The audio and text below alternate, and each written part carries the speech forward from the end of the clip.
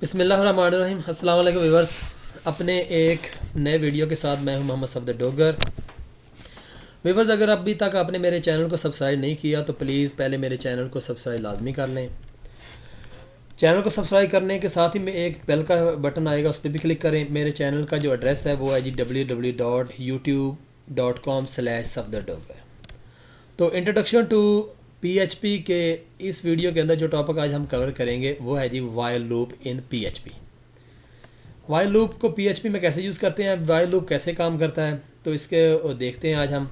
तो स्टार्ट करते हैं आज का लेक्चर। तो ड्रीम वीवर को ओपन करते हैं। तो वाइल को यहाँ पे मैं एक वाइल में ही होता है कि वाइल का कीवर्ड, उसके बाद पैरेंथेसिस के बाद आप उसका स्टेटमेंट जो वहाँ पे लिखनी होती है। जैसे मैं यहाँ पे लिखता हूँ इको, और यहाँ पे कुछ अगर मैं डिस्प्ले कराना चाहता हूँ तो यहाँ पे मैं लिखता हूँ हेलो वर्ड, और मैं चाहता हूँ कि अगला हेलो वर्ड जो है ना नई लाइन पे आए, तो उसके लिए मैं BR का टैग यहाँ पे यूज़ कर लूँगा। इसको सेव करते हैं। अब वाइल के अंदर कंडीशन लगानी पड़ेगी रिलेशनल ऑपरेटर के थ्रू। मेन के आप कोई वैल्यू देंगे किसी वेरिएबल के थ्रू, उस वेरिएबल को वैल्यू को यानी कि लेस देन ग्रेटर देन का ऑपरेटर लगाएंगे। असल में होता यह है कि वाइल के अंदर अगर कंडीशन ट्रू होगी तो ये वाला जो ब्लॉक ऑफ स्टेटमेंट है ना, ये आपका एग्जीक्यूट हो जाएगा। स्टेटमेंट ट्रू होने का मतलब है कि स्टेटमेंट वन क्योंकि ट्रू जो है ना 1 रिटर्न करता है और फॉल्स जो है ना वो 0 रिटर्न करता है। अगर मैं यहाँ पे लिखता हूँ वाइल और उसके बाद इसको 1 ट्रू कर देता हूँ तो ये ऑलवेज 1 रहेगा। तो आपका लूप जो है ना एक इनफिनिट लूप जो है ना वो एग्जीक्यूट हो जाएगा। अगर मैं इसको चेक करता हूँ यहाँ पे, तो यहाँ पे देखें मैं रिफ्रेश करूँगा तो ये देखें एक इनफिनिट लूप जो है ना वो शुरू हो गया है। तो अगर मैं यहाँ पे 1 की बजाय यहाँ पे 0 कर दूंगा, मीन के कंडीशन में फॉल्स कर दूंगा, तो ये देखें अगर मैं दोबारा इसको रिफ्रेश करता हूँ तो कुछ भी हैपन नहीं होगा और कुछ भी आपको डिस्प्ले नहीं होगा। असल में होता यह है कि आप कोई वेरिएबल डिक्लेयर करेंगे। जैसे मैं यहाँ पे एक वेरिएबल डिक्लेयर करता हूँ $n इज इक्वल टू, मैं 1 से इसको स्टार्ट कर देता हूँ और यहाँ पे मैं कंडीशन अप्लाई करता हूँ कि n की वैल्यू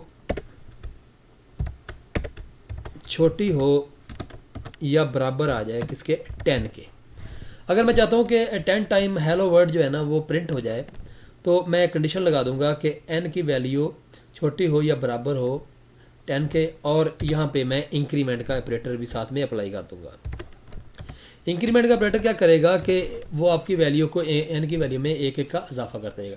n प्लस प्लस का मतलब ये होता है कि n is equal to $n +1। अब होगा क्या, होगा इस तरह के n इज इक्वल टू 1 आपने इनिशलाइज कर दिया, तो यहाँ पे पहले आ जाएगा n1 is less than equal to 10। Condition true है। अगर ट्रू है तो ये ब्लॉक ऑफ स्टेटमेंट एग्जीक्यूट हो जाएगा और हेलो वर्ड जो है ना वो प्रिंट हो जाएगा। और उसके बाद n is equal to n+1, n की वैल्यू में एक इजाफा हो जाएगा, n की वैल्यू 2 हो जाएगी, तो ये हमारी कंडीशन कितनी हो जाएगी, ये यहाँ पे कंडीशन 2 हो जाएगी।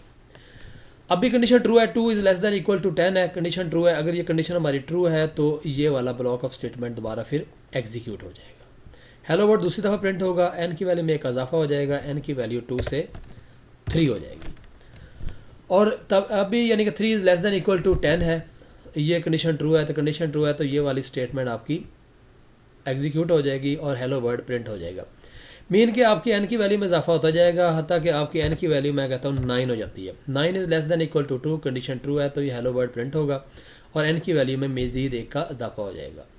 n की वैल्यू अब 10 है, n 9 है, 9 में एक ऐड करेंगे तो ये कितना हो जाएगा, 10 हो जाएगा। अब 10 इज लेस देन तो नहीं है बट इक्वल टू है, तो कंडीशन ट्रू होने के बाद ये वाला एक दफ़ा हेलो वर्ड दोबारा फिर प्रिंट हो जाएगा। जब n की वैल्यू में एक का मजीद इजाफा होगा तो n कितना हो जाएगा, 11 हो जाएगा। 11 is not equal less than 10 और इक्वल टू 10 है। अब 11 ना तो 10 से छोटा है ना 10 के बराबर है, कंडीशन हमारी क्या हो जाएगी, फॉल्स हो जाएगी। जब कंडीशन फॉल्स होगी तो आप लूप से बाहर निकल आएंगे और आपका 10 टाइम हेलो वर्ड प्रिंट हो जाएगा।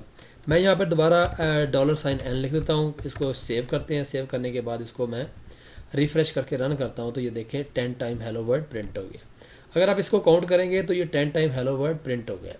आप चाहते हैं कि साथ में वो नंबर्स भी शो हों कि 1 हेलो वर्ड, 2 हेलो वर्ड, तो यहाँ पे आप क्या करेंगे, $n कंकैटिनेशन साइन यूज़ कर लेंगे और यहाँ पे स्पेस दे के सेव करके इसको दोबारा रन करेंगे तो ये देखें 1 2 3 4 5 6 7 8 9 10 टाइम आपका हेलो वर्ड प्रिंट हो चुका है। इसी तरह बेतहाशा प्रोग्राम आप कर सकते हैं। जैसे मैं कहता हूँ कि आपको इसी कोई नंबर आप देते हैं और उस नंबर का जो है ना आप फैक्टोरियल लेना चाहते हैं, कोई आपने टेबल बनाना चाहते हैं, कोई 10 दफ़ा 20 दफ़ा आप चाहते हैं कि 1 से लेके 50 तक नंबर डिस्प्ले हो जाएं, या 50 to 10 तक नंबर डिस्प्ले हो जाएं, तो कोई काम आप रिपीट कराना चाहते हैं तो वो आप वाइल लूप से कर सकते हैं। उम्मीद है कि आपको समझ आ गई होगी। अगर कोई क्वेश्चन देर में रेज हो रहा हो तो कमेंट्स में डाल दें, इंशाल्लाह आपको आंसर दिया जाएगा। प्लीज़ मेरे चैनल को सब्सक्राइब करते रहें ताकि मेरे आने वाली वीडियो की अपडेट आपको प्रॉपर मिलती रहे। ओके बाय, अल्लाह हाफिज़।